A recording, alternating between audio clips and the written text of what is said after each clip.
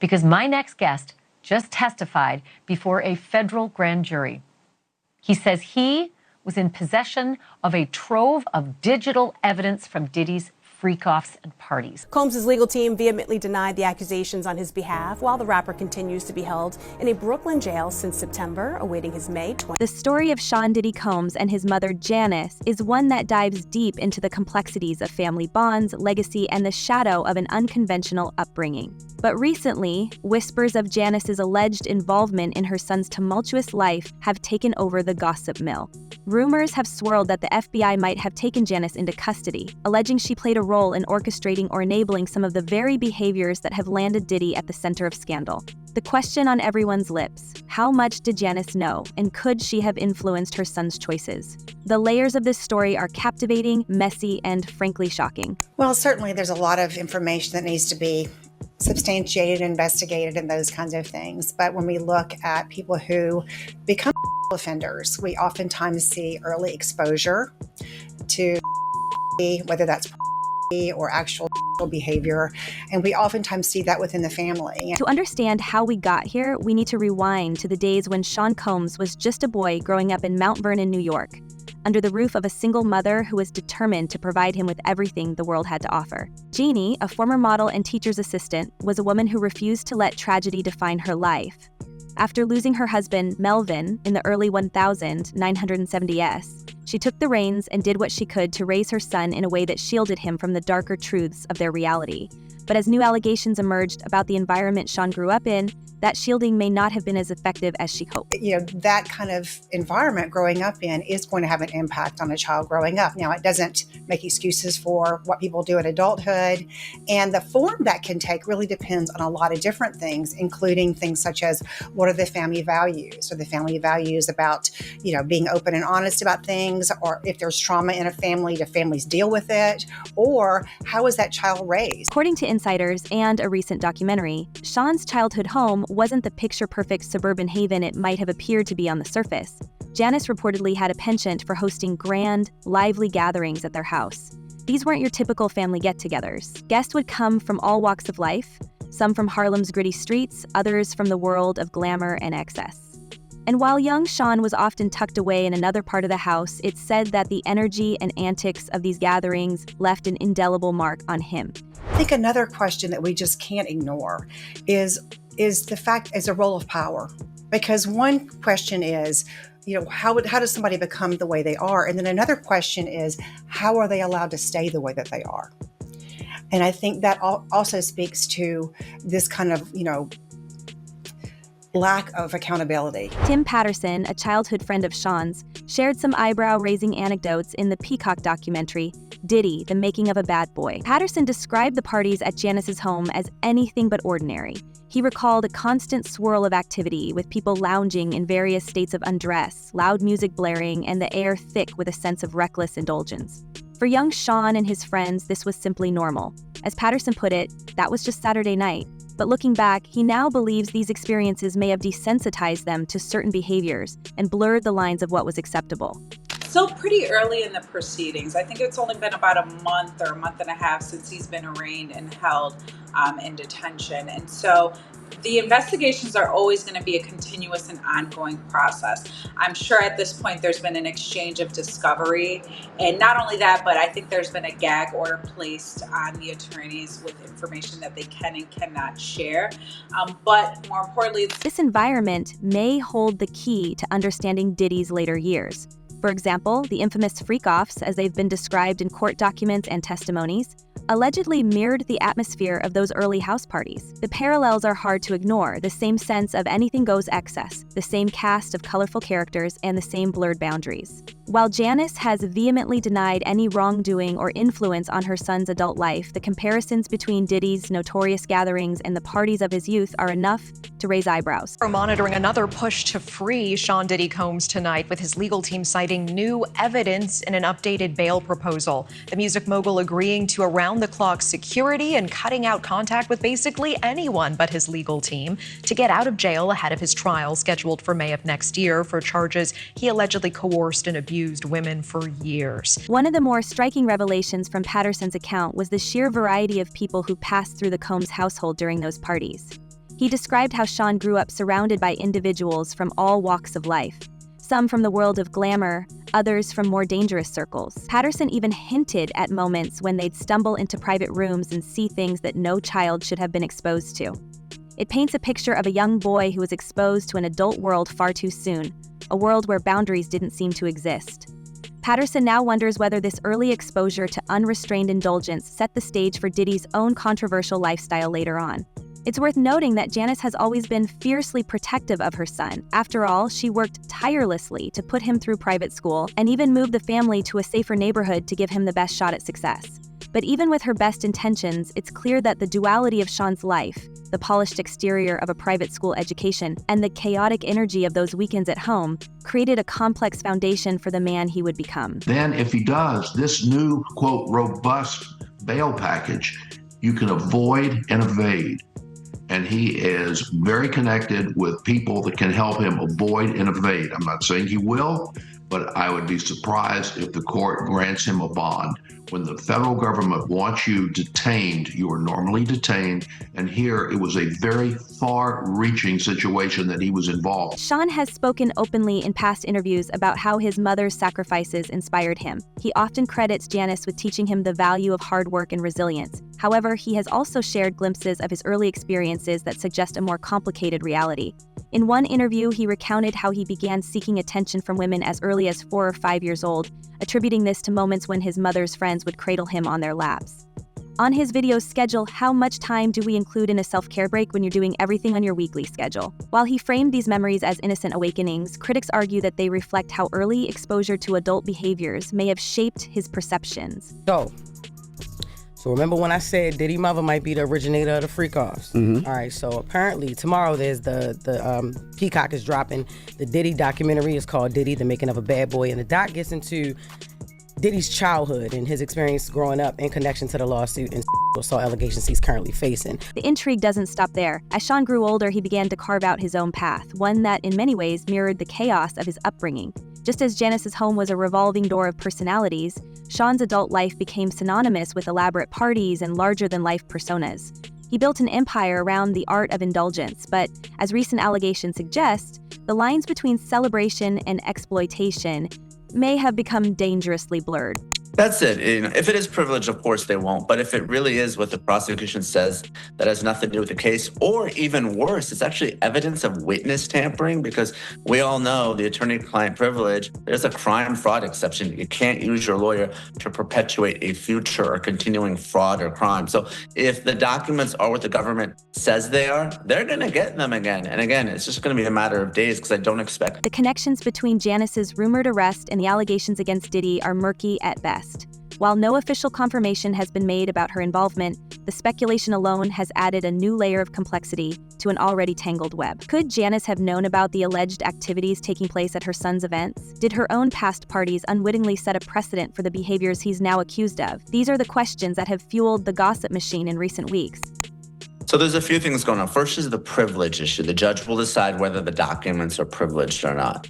If they're not, they're going to go to the government. If the documents are not only not privileged, but they're evidence of witness tampering, then a few things can happen, all of which are bad for Sean Diddy Combs. First, of course, he could face obstruction of justice charges in a superseding indictment. It's also important to consider how Janice has navigated the public eye throughout this ordeal. She has been vocal in her defense of her son, calling the allegations against him a public lynching and pleading with the public to reserve judgment until all the facts are revealed. In her statement, she acknowledged that Sean is not perfect and has made mistakes in his past, but she stopped short of addressing the more damning accusations directly. Critics have pointed out that her defense seems to walk a fine line between support and denial, leaving room for interpretation. As new details emerge, the focus has increasingly shifted to Diddy's upbringing and the role it may have played in shaping his adult life.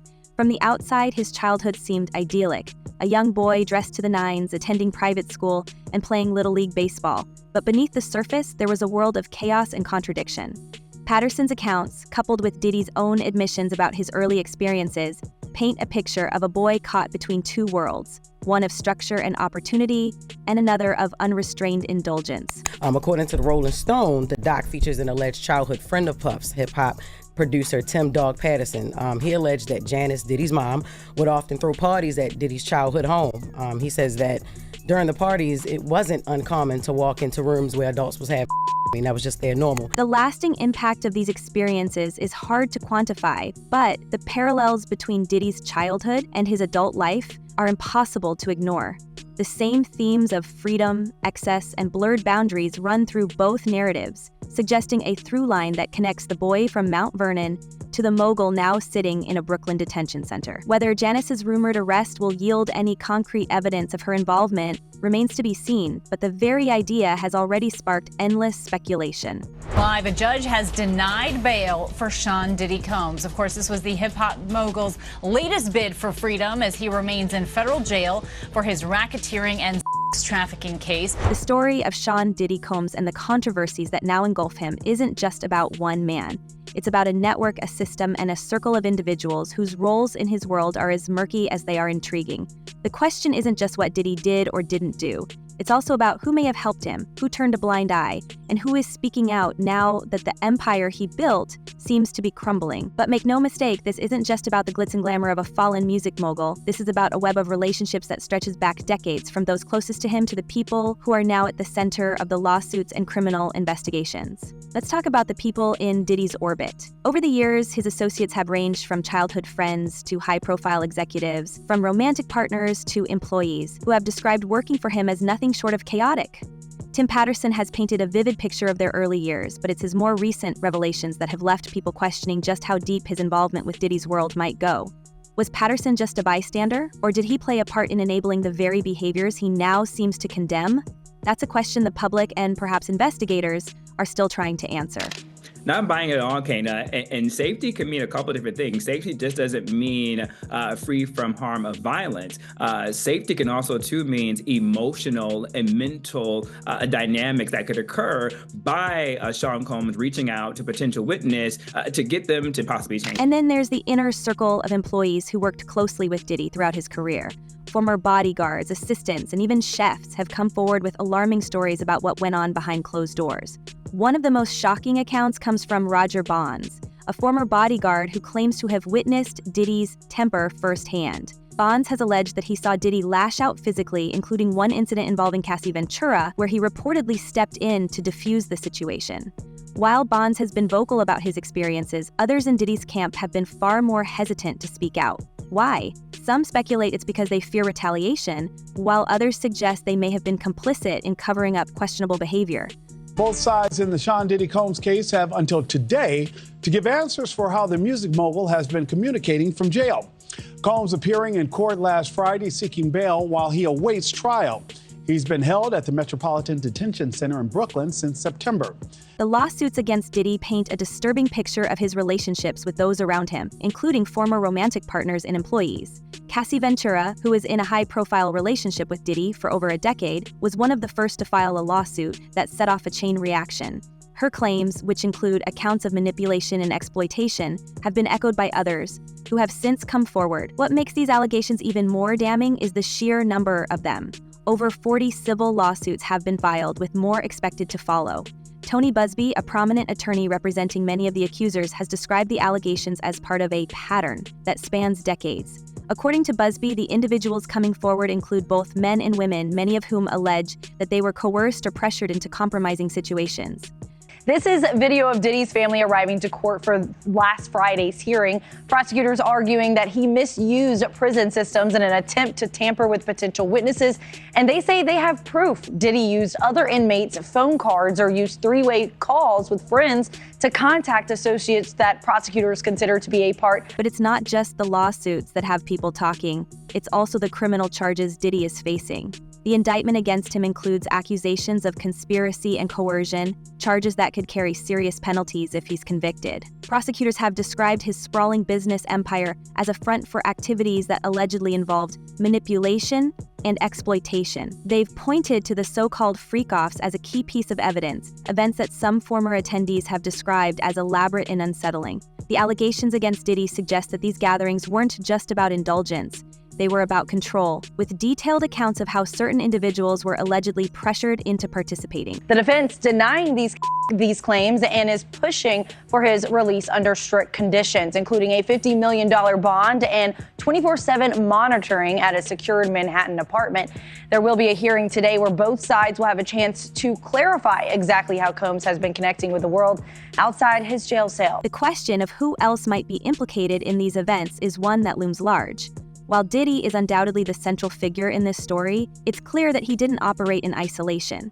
Reports suggest that certain members of his inner circle may have played active roles in organizing and facilitating these gatherings.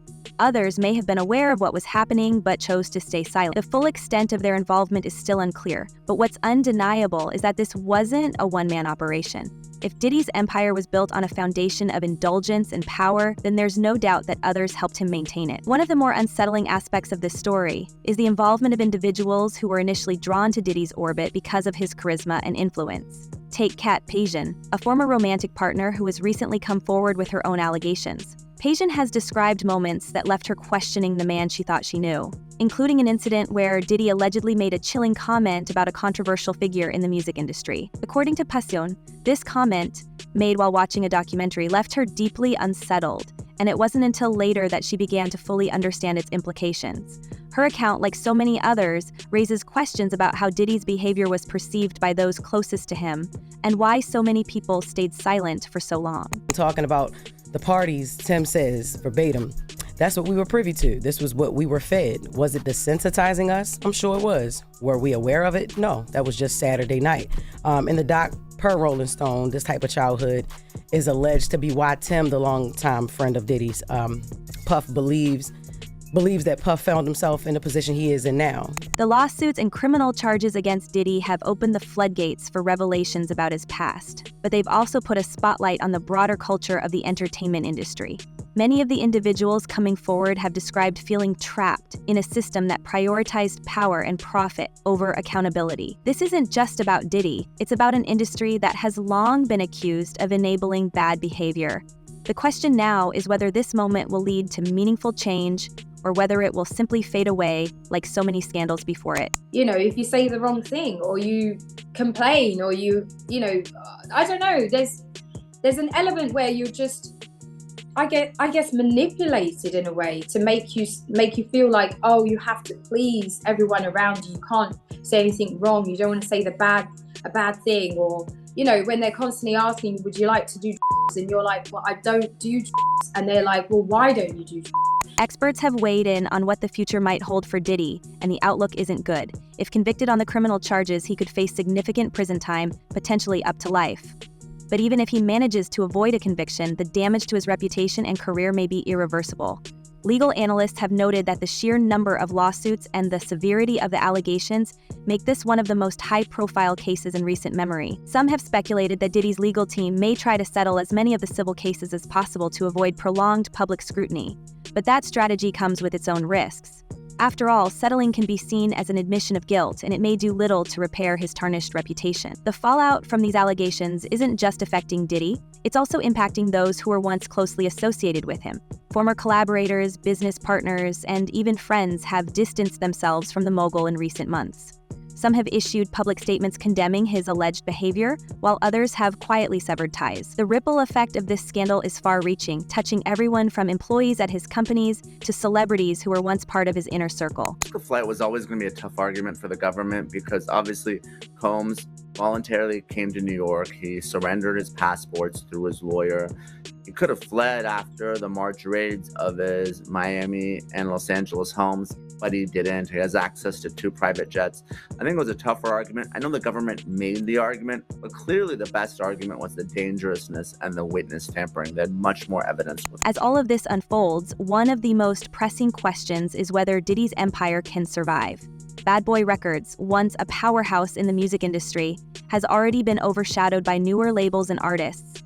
Diddy's other ventures, including his work in fashion and media, are also at risk. The allegations against him have cast a shadow over his entire brand, and it's unclear whether it can ever recover. For a man who built his career on being larger than life, the prospect of losing everything must be a bitter pill to swallow. But perhaps the most compelling aspect of this story is the human element. The individuals who have come forward to share their experiences, often at great personal risk. Their courage has sparked a broader conversation about accountability and power, one that extends far beyond Diddy's specific case. Whether or not he is ultimately found guilty, their stories have already left a lasting impact, forcing the industry to confront its own complicity in allowing these behaviors to persist. Is illustrating is this completely out of control party on a super yacht, including various celebrities, that when you read it, it kind of rings true. I mean, when you read it, it doesn't come off as being something that's completely unbelievable. You have to take into consideration that as the trial date approaches, the world will be watching to see how this story unfolds. Will more people come forward? Will Diddy's legal team manage to poke holes in the prosecution's case? And what will happen to the individuals who were once part of his inner circle? These are the questions that remain unanswered, and they're the ones that keep people talking. For now, all we can do is wait and see what the next chapter of this story will bring. As the saga of Sean Diddy Combs and his mother Janice continues to unfold, viewers are left with more questions than answers. How much did Janice truly know about her son's controversial lifestyle? And could her influence have shaped his choices? Moreover, what role did the environment of Diddy's childhood play in his adult life? The lines between celebration and exploitation seem blurred, and the public is eager to weigh in. What are your thoughts on Janice's alleged involvement? Do you believe Diddy's upbringing set the stage for his later controversies? Share your opinions in the comments below. Until next time, stay tuned for more celebrity gossip and intriguing stories.